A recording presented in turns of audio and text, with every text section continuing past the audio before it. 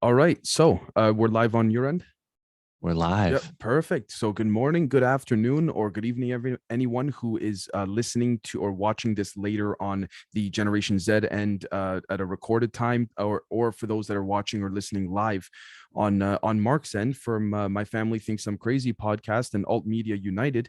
Welcome back, everybody. Welcome back to another episode of the Elemental Philosophorum, and today we will be covering lithium. Mark, brother, please take it away. Right on. Yeah. So we've covered fluorine, we've covered iron, we've covered titanium, and I'm missing the fourth one. What was the other one we covered? Tungsten. Tungsten. That was last time we met, of course. How could I forget?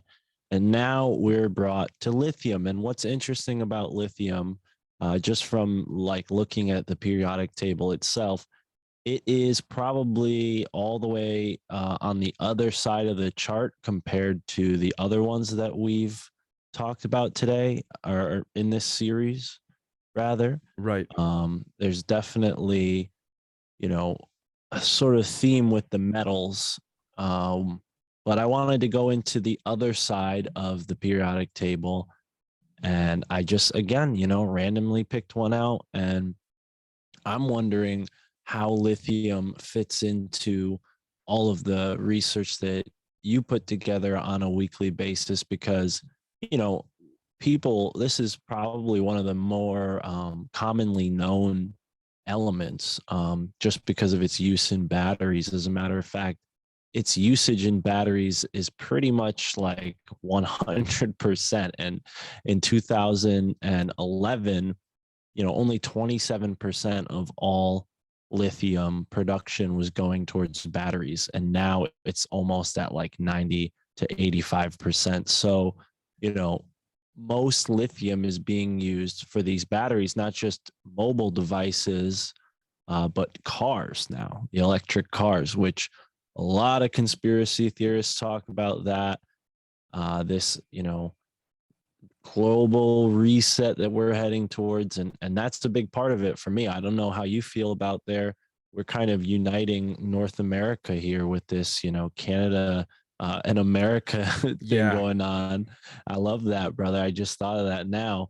But I mean, you might have a different take on it for sure being up there, but here in America, like being able to drive and like fill up your tank and like go wherever you want, it's a very like ingrained thing. It's a part of at least for the past 60 to 80 years, it's a part of American culture. And it seems like with the advent of lithium batteries in cars, we're going to see our freedoms on the road get taken away. And I know that's not the point of this show, but I just wanted to say, like, as someone who really loves driving and exploring, it does not feel very good to see how much electric car production is happening in this day and age. I could not agree anymore with you, brother, with respects to what you said about, again, society, with respects to what's going on in the world right now. I would even take it one step further than just bringing together Canadians and Americans. I would even dare to say humans almost. It seems like, again, Oh yeah. with what's going on in Africa, Europe, Australia. I mean, Christ, not to bring that up to get us kicked off of YouTube here, but we see it's more of a, like you said, it's becoming more and more boundaryless, if you will. And again, as it pertains to lithium in a more nuts and bolts angle, that whole aspect of being able to use lithium for, for batteries, lithium ion batteries in our phones. I remember, oh man, I remember back in 2010 when Apple came out with the iPhone 4. They had some of their engineers bragging about, it's brand new lithium ion battery and all that kind of stuff. So there's certainly a lot to be said about lithium, and like you said, it's on the total other spectrum of the periodic table. But is there anything else you wanted to expand upon before I jump in on my end, or? Yeah, well, there's definitely a couple more things we can touch on. I mean, people um usually associate like the battery mining, like all this like new tech mining as happening in Africa. And that is true. The Republic or the Democratic Republic of Congo has, I think, a large stone of, it's a different type of lithium ore, and they get a lot of lithium over there, but where the majority of the Earth's lithium is in what's called the lithium triangle in the Andes Mountains. And it's around the borders of Argentina, Bolivia, and Chile. And, you know, I was just learning about this kind of thing through a different conversation with my buddy Michael Wan, and he was bringing up like Susquehanna serpentine and this type of serpentine stone that's in the Susquehanna River Valley in his particular part of Pennsylvania. And when I was researching this further, I found that there are these spaces, these ecosystems called serpentine barrens, where the soil is so acidic that only endemic species of plants grow. For people who aren't aware of what endemic means, it just means like a species that is indigenous to one area and only that area. It cannot survive anywhere else. And I think that's very interesting in the UFO conversation, because it seems like we deal with these species who are endemic to their region, but they use technology to sort of bubble, create a bubble where they can survive outside of that maybe endemic region. But either way, not to get too far off track, lithium is found in these salt pans, right? These it's not quite a desert. It's more of like an ancient, it looks kind of like an ancient lake bed, and all of the water has evaporated out of it. And it's really interesting when you go to a place like this, the feeling, the energy that you can get. And now when we consider that lithium is one of the most energetic elements on the periodic table of elements, and that's why it's used in batteries, because and we kind of touched on this with fluorine and its super reactive properties, but lithium has a huge potential to store energy, and it's extremely light. And I think when you go to a place like the salt pans or serpentine barrens and you feel that energy, you can't like discount the possibility that the properties of the elements are playing into that somehow.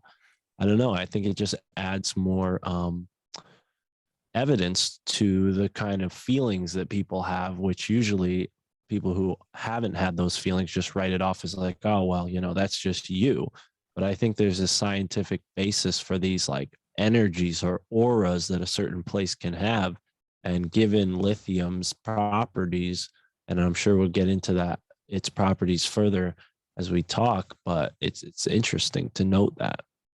I could not agree more with you, brother. As a matter of fact, I wanted to be honest, there's so many different areas that I could start in. So I'm just gonna pick one as it pertains to lithium and expand on what you were saying. So if I could very quickly here, I will share my screen. And what I found very interesting is the angle of lithium from the perspective of the battery. And I say that because if we take a look at this over here, according to bibliotecaplades.net, and again, this is for those who don't know, bibliotecaplades.net is a great indexing website pertaining to a lot of esoteric, spiritual, even extraterrestrial affairs, documents, you name it. It's just a great database, if you will. And I quote, "A magnetic field will separate positive and negative charges by turning negative charges in one direction as positive charges are diverted or emitted in another direction. Negative charges may be easily turned, while the positive charges are very difficult to turn. The charges may be collected on separate plates to create an external current and vice versa. The incident particle beam directed at a sample of one of the light elements or a compound of them placed in a triax box with a magnetic field across it causes the manufacture of positive and negative charges." End quote. Now, what I wanted to say as it pertains to, before we get into lithium, I wanted to talk about the concept of, again, the yin and the yang, the hermetic principles, the push and the pull, the compression, the collapsing the vacuum into oneself from a spiritual angle, which through the use of sacred geometry, or through rather the explanation of sacred geometry, creates what we're seeing on the screen right here with respects to a charge and a positive charge and a negative charge, a push and a pull, whatever you would like to call it. What I find particularly interesting about lithium, aside from the angle of, the traditional car battery, you name it, is this right over here. And I quote, "The trick is to transmute an element into a temporary radioactive isotope of a very short half-life, after which it quickly returns to its grounded state with the emission of photon energy extracted during its synthetically radioactive reaction.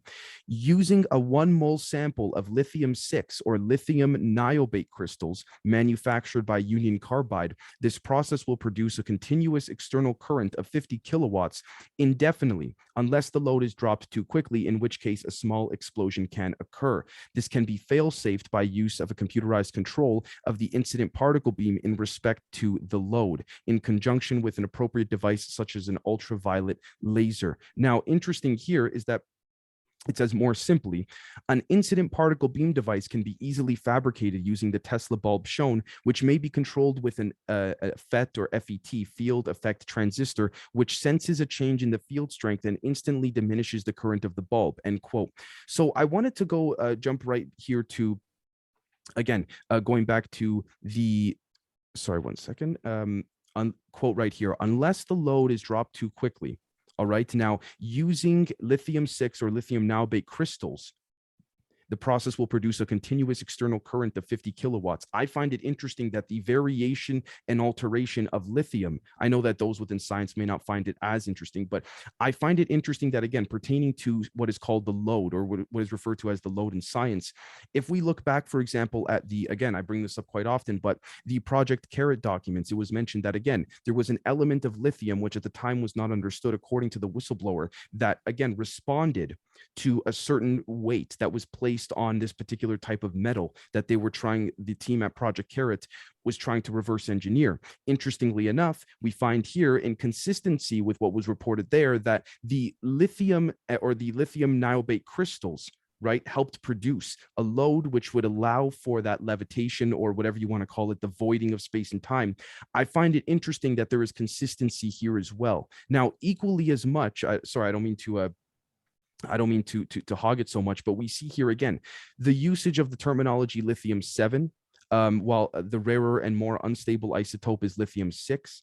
Lithium-6 has a low neutron ratio. We see, again, energy with other ways to produce atomic energy by using non-radioactive light elements, in addition to the Atomic Energy Commission, the Los Alamos labs, excuse me. But one of the things that I find to be so peculiar is the Trilateral Commission, or again, we see Trilateral Commission trying to infiltrate the mining of lithium before others are able to obtain vast amounts of it, which I find to be quite peculiar. So I know I kind of jumped all over the place. There's still quite a bit I wanted to expand upon, but again, can you explain for the layman what we're looking at in this diagram here? Because I'm fascinated by it, but I'm kind of wrapping my head around it. And I know you quoted a bunch, so don't quote it again, but to the best of your abilities, can you? Yeah, no, not a problem. So this here we see, according to this right here, is a Tesla bulb.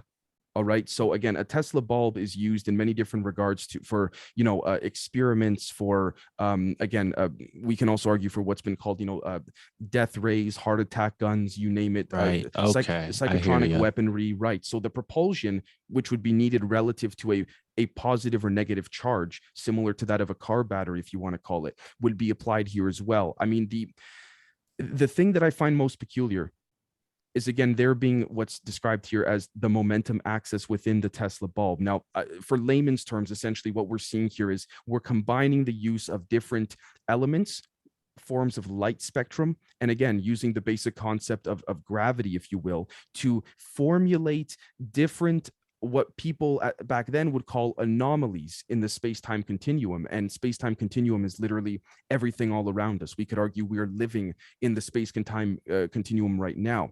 But interestingly enough, what I wanted to reference, to explain in layman's terms, is a magnetic field and I quote, will separate positive and negative charges in this particular Tesla bulb device, if you will, right? This Tesla bulb over here, relative to the electric field axis and the magnet field axis. So what we're seeing here essentially is basically a very, very, at the time, complex system or mechanism that was used to, again, bend light, to sort of bend different forms of space and time, which brought us, for example, allegedly, and I say us as humans, but even the secretive humans, the ones keeping the secrets from us, the chronovisor, which was allegedly the device that the Vatican had one and NASA allegedly had one, that when you pointed it in a particular direction, what would then happen is you would be able to see the events within that geographical vicinity that occurred in the past or may occur in the future in that particular spot. So essentially what we're looking at are mechanisms here, brother, visually, that are essentially experimenting or messing with all of that, if you want to call it.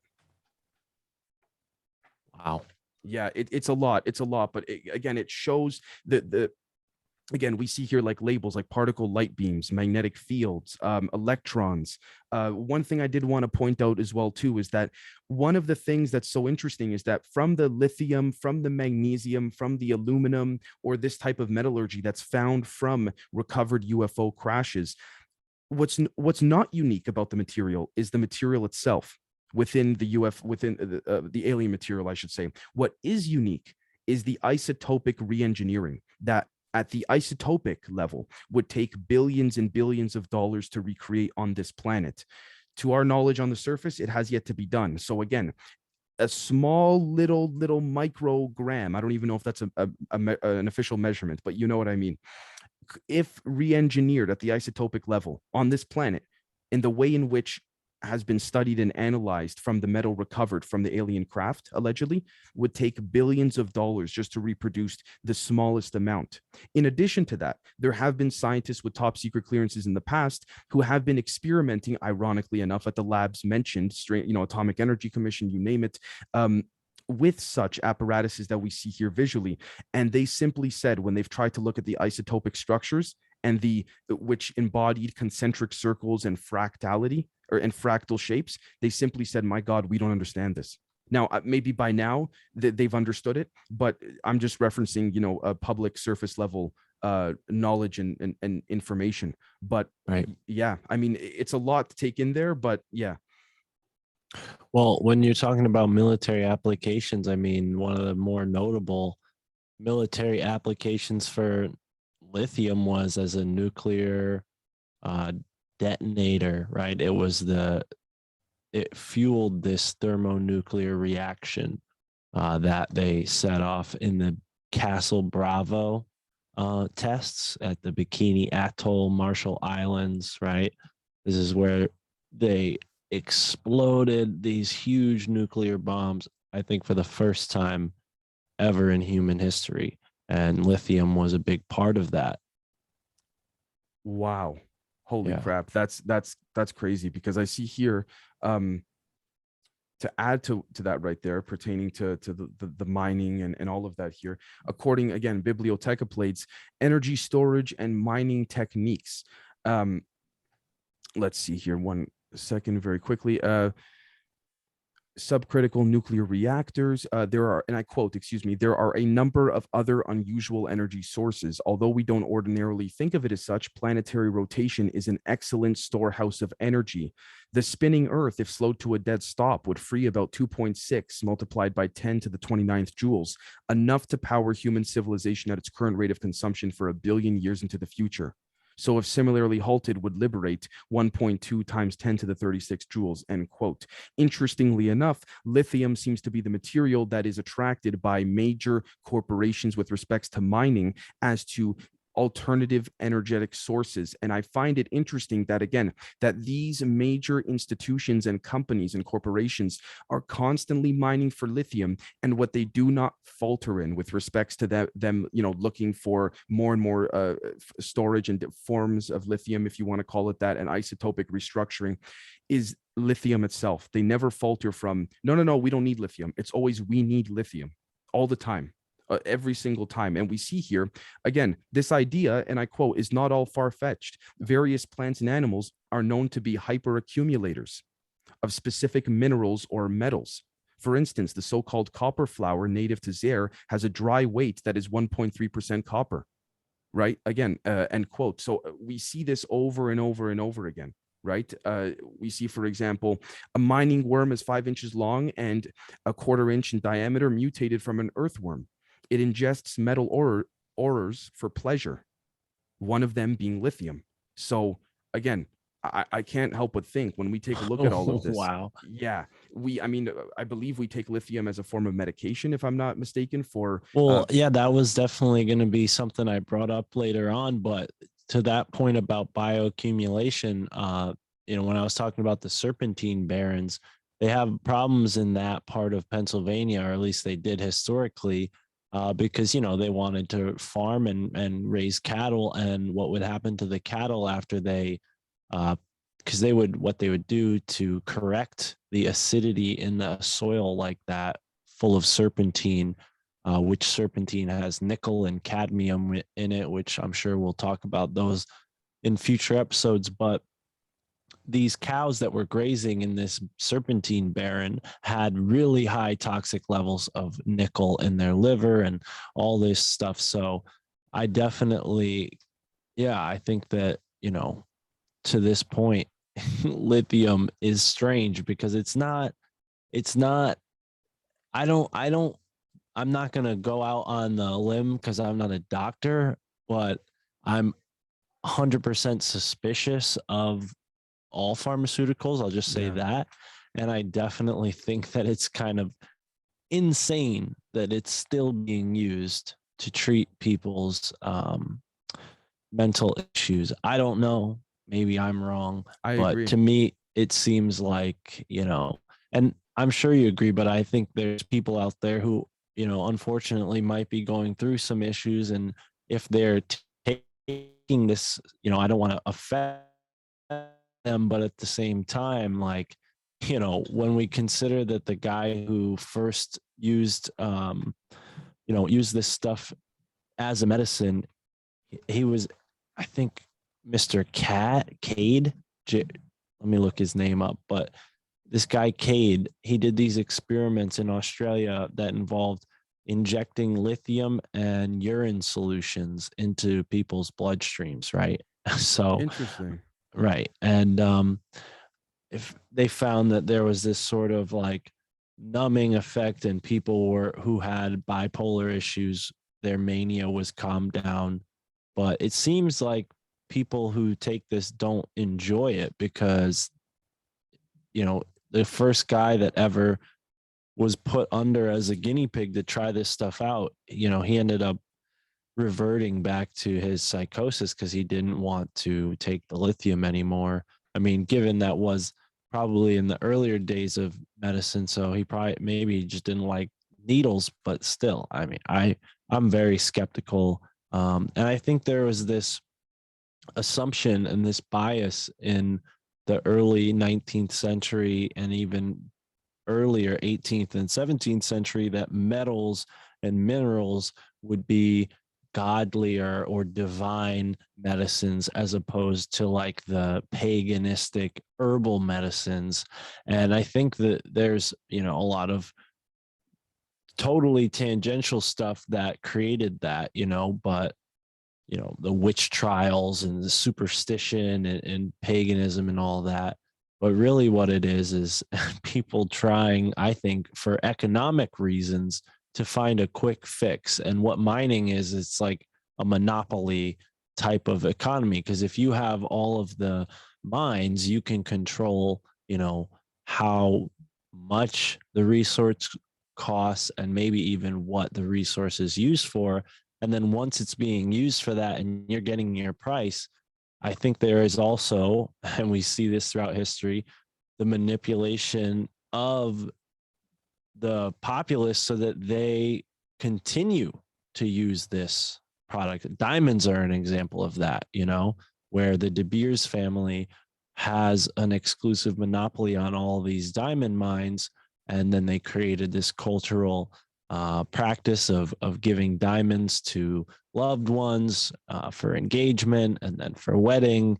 And here we are now, and it's pretty much second nature to women, that when they get into a marriage, that there's going to be a very expensive diamond bought by their fiance, and he's going to have to buy it, maybe not directly, but through some middleman from this international organized crime family. So, this is what we're Yes. supporting here, folks. And I think lithium being used as a treatment for certain mental issues, I don't think we shouldn't apply that same amount of skepticism to lithium as we do diamonds and whatnot. I couldn't agree more, and I also wanted to add to all of that as well that lithium is used in by plants for photosynthesis in a lot of cases. In addition to that, I also wanted to mention here as well that, let me pull this up here again, bibliotecaplates.net. The sources are varied. It's just, again, this is a database or indexing website, but this particular document here focuses on building sort of complex on the moon, so to speak. Now, I want to point out some of the visuals that were sketched out at by NASA employees many years ago, that of course they claim they dropped the whole project, but I have my doubts, don't get me wrong, as I'm sure many of you do. But again, we see here this project here again of there being some type of spinning wheel, so to speak. We've seen this in the Interstellar film. We've seen this with Amazon, Jeff Bezos's Blue Origin concept of there being a gravity propulsion artificial one that could sort of stabilize any type of living complex, if you will. But the reason I wanted to bring all of this up is because, particularly pertaining to a lunar base on the moon, and again using photosynthetic life forms, plants and whatnot, to power, and not to power but to sustain a very healthy and comfortable living environment, is what caught my attention. Because not only are the obviously equipment utilized for not just terraforming but for the moon, and not just for Mars, but are also used for, allegedly, I want to say, to be very precise, this top secret base, lunar base endeavors, missions, you name it. Interestingly enough, if we take a look over here, and I quote, this had to do with some NASA scientists pertaining to Martian terraforming and other tasks. The scientists proposed a two-pronged attack on the problem. First, atmospheric mass should be increased by vaporizing the polar ice caps or the subsurface permafrost. If the reflectivity of the ice caps was reduced by only 5% for a period of 100 years, a kind of runaway de-ice age might be triggered and a new temperature climactic regime established.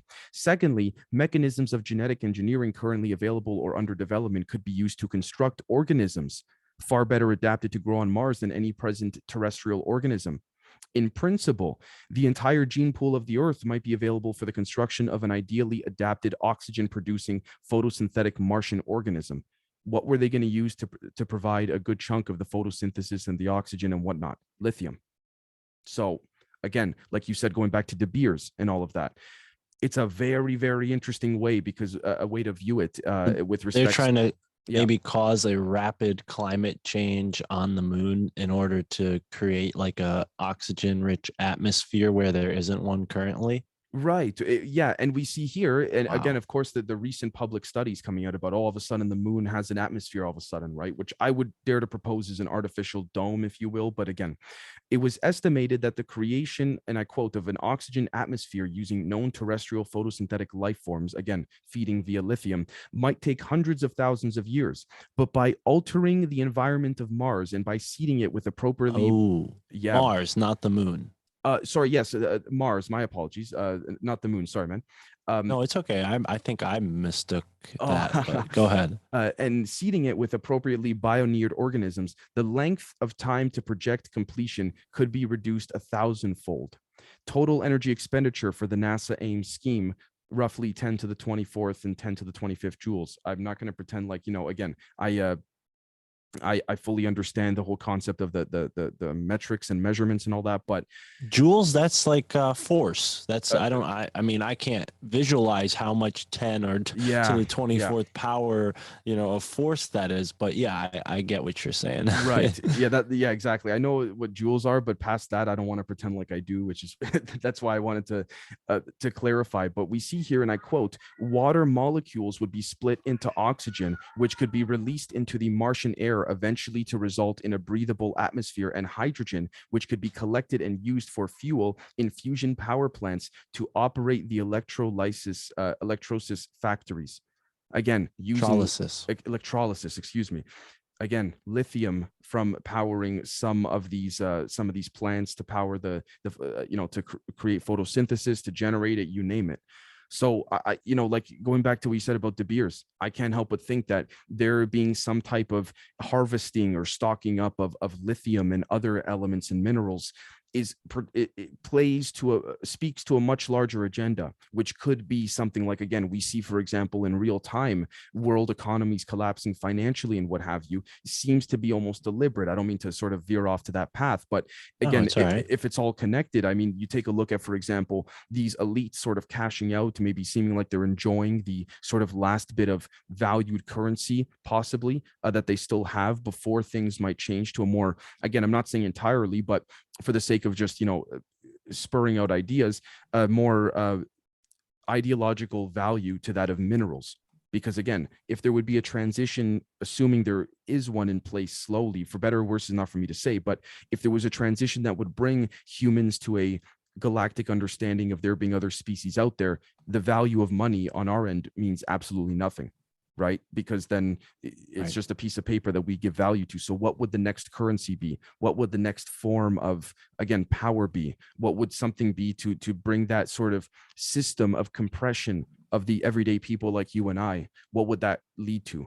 Could be minerals. I could be wrong, but Well, and you see this, like, and I remember having a conversation with Chris Milligan, whose father was in the CIA, and that inspired him to go on and publish all of these really awesome books, letting people know the truth of what's going on. But, maybe now that I say that, it sounds a lot fishier than I honestly think. But either way, that aside, he mentioned that minerals and mining were like top priority. And if you think about that, well, that's because they're truly finite in a way, in the sense that like you can only find them in certain parts of the world. It costs a certain amount of time and energy and other resources to even extract these certain minerals, but they have applications, and that's what makes them valuable. I mean, lithium, we went through how in 2011 only 27% of the world's lithium was going towards making batteries. Now it's close to most of the world's lithium. And I forgot to mention Australia has a lot of lithium as well. But it's interesting on that point. I think that is what motivates groups like NASA or any other group that's going to go in space or hide space or whatever they're doing with space, because I'm not totally sold that we can even go to the Mars or the moon. But if there are minerals and mines, or sorry, elements like lithium in those other places, and we know there is, based on what they tell us, they send probes and they do all kinds of scientific experiments up there. Again, not 100% sold that they're telling us the truth on all of that. They don't seem to have much proof, but then again, this is the nature of it. We're talking about very, very expensive resources that are extremely, I shouldn't say expensive, I should say valuable. yes, yeah. And people who have the power to go and get them are going to be very, very secretive about the goings on and how they're going about that. So if that means letting everybody think the world is flat and we can't get to space, well, maybe that would give them a huge monopoly, right? That would certainly limit the amount of competitors that they might have. But I think for like the rat race that is mining here on Earth, you see that with these monopolies where they control these resources. So I don't know, man. I think mining meteors, mining the moon, mining Mars, I think that is, if that's possible, that's exactly what they're going to do first when they go to a place like the moon or Mars. I wanted to add to that as well. And I really appreciate you bringing up De Beers, brother, because it just made me think of, again, there being a global sort of loosely centralized conglomerate that is not directly working together, but conspiring in a way that would be very difficult for people over time to discover. But again, we could argue now is the time that we're catching up to, all the things that were occurring at the time with respects to suppression of minerals, suppression of different forms of materials from these corporations. And I say that because look at this. Interestingly enough, we can relate this to what's going on in the world today. I'm not going to speak it for the sake of YouTube and whatnot, but we see here, there are many who believe that if they accept the brand or the mark of the beast, which is essentially an alien brand marking their property as humans brand cattle to mark their ownership of the cattle, that they will lose, for example, their control of their soul. This awareness indicates that in regard to the alien factor, this could well occur since the aliens have the ability to sever souls from the individuals and to make clones using souls or parts of the souls of individuals. Now, interestingly enough, the aliens may in their agenda promote the concept of rapture, in which they pick up individuals and take them to their own home planet to be used for breeding and husbandry, for livestock, for food of their populations. Now, this might sound a little bit far-fetched, but I say this because when we take a look at this right over here, give me 1 second. Here we go.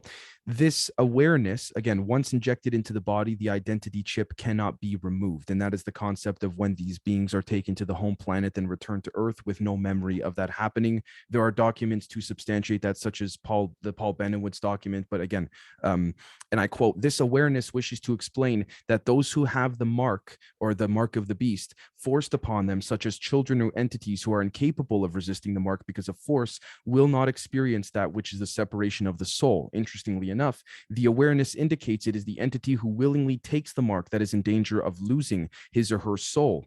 Now, what we'll find is that the awareness indicates that it is to be understood that the so-called mark is not as harmless as was once thought to be in terms of its physical nature. It is not simply a laser mark or a mark that can be read by laser, or not simply a barcode. It will be a chip that will be embedded in the hand or the forehead, and it will operate from the heat of the body.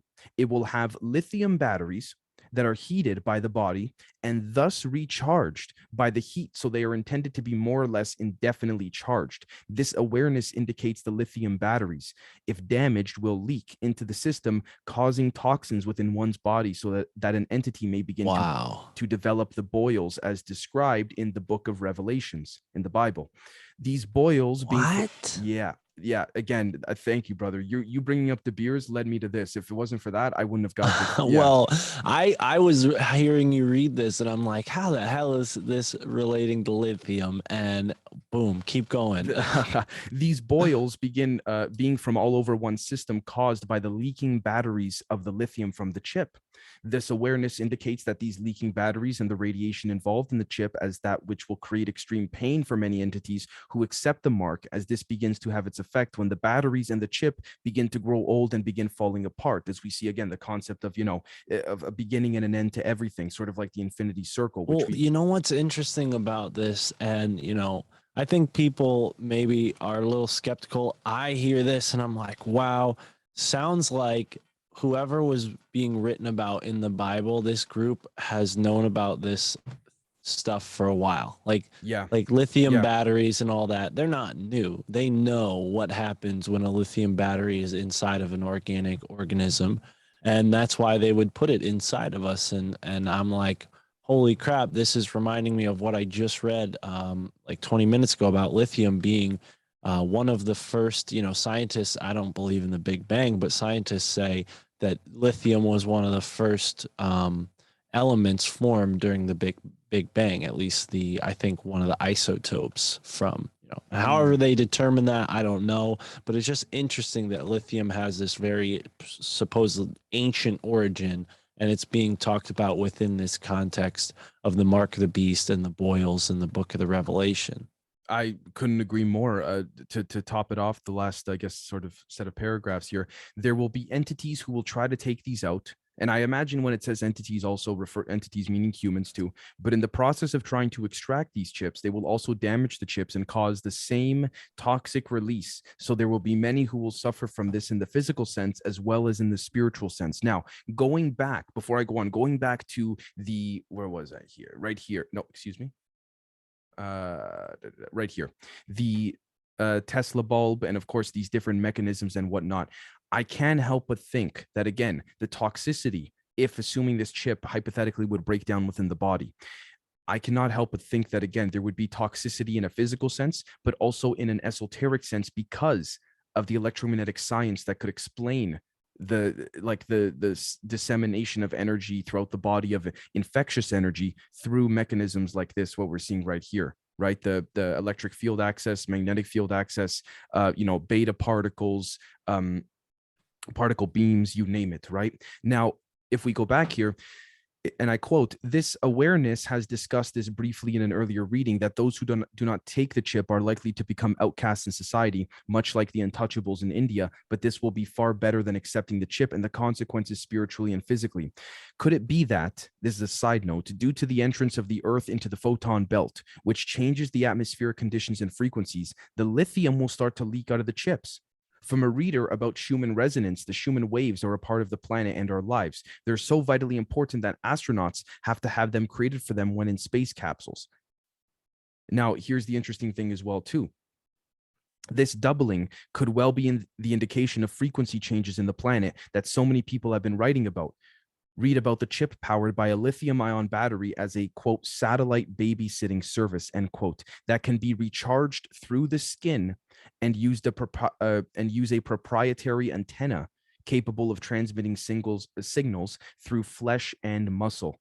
We know that DARPA is basically admitted to that, essentially. But I mean, when you take a look at the way in which there could be, through an electromagnetic, again, that sort of intermergence between the physical realm and the esoteric realm, if there's a way when lithium leaks out, whether within the body, whether within just a certain, airspace or what have you, that integration between the toxicity coming out of that chip affects you both physically and esoterically, that middle ground in which there's that electric charge that transitions the two, could in fact play a big role in all of that, right? So again, I know I might have rambled a bit, but No. It's putting a lot of things together, because you wonder, when they talk about microchip implants and all this stuff, like, there's got to be a way for them to power it. Like, they don't expect us to sleep on these like cell phone charger things or whatever, or plug ourselves in, God forbid. right. So they are trying to innovate something like that, where it's self-charging, or even, getting energy somehow from our own bodies, which is even creepier. I mean, the hamster on a wheel comes to mind when you really think about that, and that goes into the Fitbit and the Apple Watch and all this other, biometric technology that they're rolling out under the guise of it's for our health. Very similar to lithium's initial use. Oh, it's to bring sanity and peace of mind to these people. I tend to think that those people that were being treated with lithium, they probably had other issues that had more to do with society. And if those societal issues were remedied, they wouldn't have ended up like that in the first place.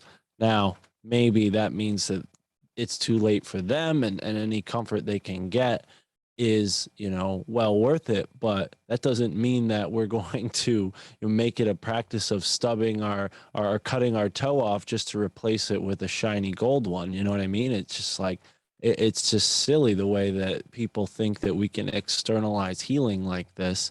And the whole mark of the beast stuff totally connects to all this, and I didn't even realize it. So I'm glad you brought that in, because that's crazy. And also Tesla, lithium, Elon Musk, that's their bread and butter there. Yep. I also wanted to mention as well, too, that speaking of which, from the same article, or from the same page or database, it says here that, again, there is a reason for implanting children due to the fact that, and I quote, "these lithium ion powered satellites overhead can locate them, and the location allows patrol cars on the ground to drive to that location and further in on the entity." Now, before I go on, I just want to say as well that it says here that there are other implementations of lithium ion batteries into mainstream commercial technology, which is interesting because it seems like that is a direct way that other extraterrestrial beings, relative to the alien war plans, Paul Benowitz document of these different alien species coming into Earth, but there's a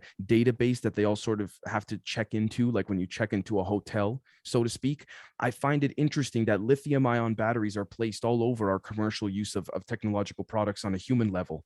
And then all of a sudden you have the incursion of that software being able to possibly you via lithium get into, spy on, access our devices, and from an esoteric but EMF angle. And I say this because allegedly there's already a database in place that does this sort of networking perfectly, and the audience on my end will have a bit of a very good idea on this. That infrastructure that's in place, it's the Promise software. PROMIS, the Promise software, which was the software that Robert Maxwell, Ghislaine Maxwell's father, allegedly stole on behalf of the Mossad. So, Wow. and on top of that, Jeffrey Epstein did have also, from my understanding, very secretive but business affairs with De Beers Corporation as well.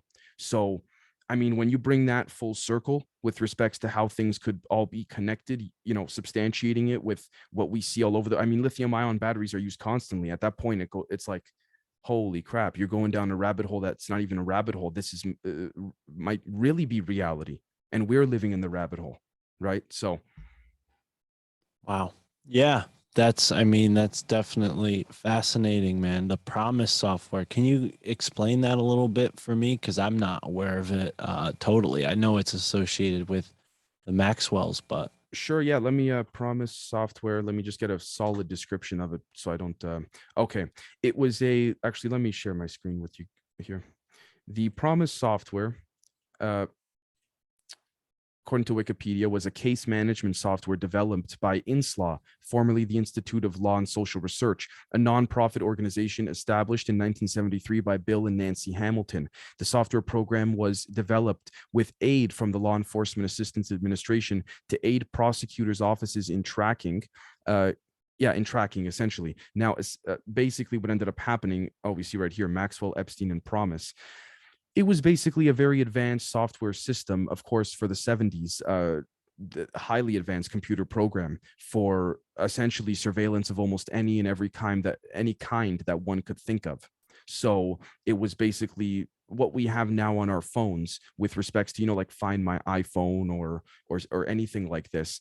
It was basically that long before there was any of that, which is why it was so prominent in being stolen by the Mossad, being sold on the black market to customers and things like this. So again, it's a very, very basically it's a GPS system, but it would long before this was even a possibility of any kind. Again, and we see here now PRISM, which was that program under Obama, long before Edward Snowden's claims or revelations that the NSA and CIA were monitoring or tracking the internet, cell phones, emails, and any other electronic communication they could get their hands on using a program known as PRISM. There existed Promise, Prosecutors Management Information Systems. Again, to bring Department of Justice criminal case management from the dark ages into the light of the computer age. This actually works out perfectly. In the spring of 1981, the Reagan administration hailed Promise as one of law enforcement's greatest assets. By 1983, Promise had morphed into the behemoth of intelligence gathering. It was not state of the art, it was the art. Again, going back to that esoteric angle of using lithium ion batteries via the insertion or incursion of technologies or networks that had the infrastructure like the Promise software. I mean, I don't rule out any type of possibility of, on an interdimensional or extraterrestrial level, this happening, but on a much lower level, again, this happening in a physical sense with respects to nanochips and whatnot. So that's basically the gist of it. It was a tracking software that got stolen. wow. Yeah, and the fact that they're possibly using lithium to power that tracking network on a biometric level. I mean, damn, this is really putting all the pieces together. I mean, it's quite convenient that, again, I'm sure it's actually, productive and effective and useful, but it's quite convenient that lithium ion batteries are everywhere now, right? I mean, kind of convenient for when you consider the things that we're looking at. Right. Right. Yeah, man. I wonder how much more connects. I mean, obviously I'm there's the I'll tell you right now, Nirvana. I'm out of Go ahead. juice.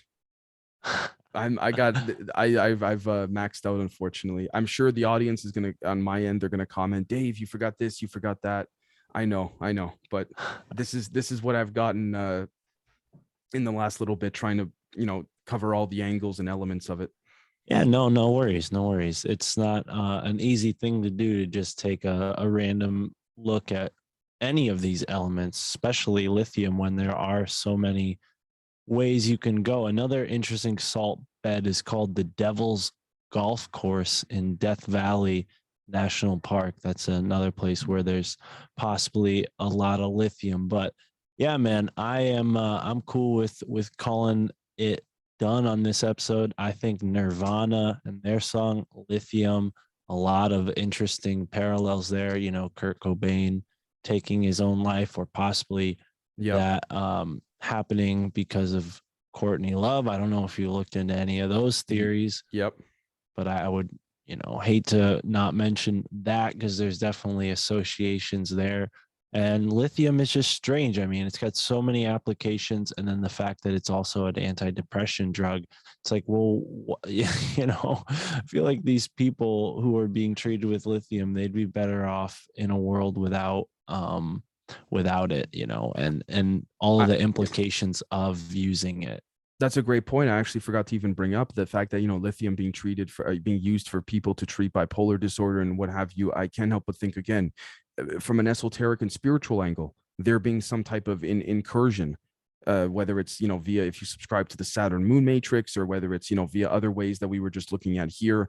I mean, certainly something that I don't think you can factor out. And I say that because it could be, in a very depraved and saddening way, something that sort of puts the icing on the cake for these interdimensional beings with respects to people taking lithium to try and overcome their issues. So, and their chemical issues too. So again, that's what I mean by that transitory, like, Venn diagram connection between the nuts and bolts side of a, chemical imbalance in the brain of some kind, and the esoteric angle. And if the medicine lithium, with whether, again, on a larger scale or not, whether human doctors know of the intention, but it does something in an esoteric angle or spiritual angle. Right. So Right on. Well, hey, brother, this has been another episode of the Elemental Philosophorum. I'm wondering, I like three people. I'm thinking maybe we reach out to some friends that also have podcasts, and maybe see if there's any other podcasters that might want to join us as a guest for the beautiful. next episode. I don't know what are your thoughts on that? I'm all for it, brother. I think the audience will love it, to have a third perspective in there, and change it up, and bring people Yeah. that really enjoy the series as well too. Maybe even bring them on board. Yeah, Yeah. I'm thinking we definitely could find someone who might have like another perspective to bring to it. But I was surprised, brother. Biblioteca, that seems Yeah. like a pull from my playbook, honestly, but they're very cool stuff. I was not expecting lithium to take us all this way. And here we are live on the Rockfin for the Elemental Philosophorum, where Dave Zed from the Generation Zed podcast and I, Mark from the My Family Thinks I'm Crazy podcast, take a look at one element each episode and try to find some strange, weird connections, because there are undoubtedly weird connections to almost every element. I mean, we've already been through 5 and we found a lot of strange information associated. So 100%. It was a great episode, great time as always, brothers. It's an honor and a pleasure. right on. Well, thank you, brother.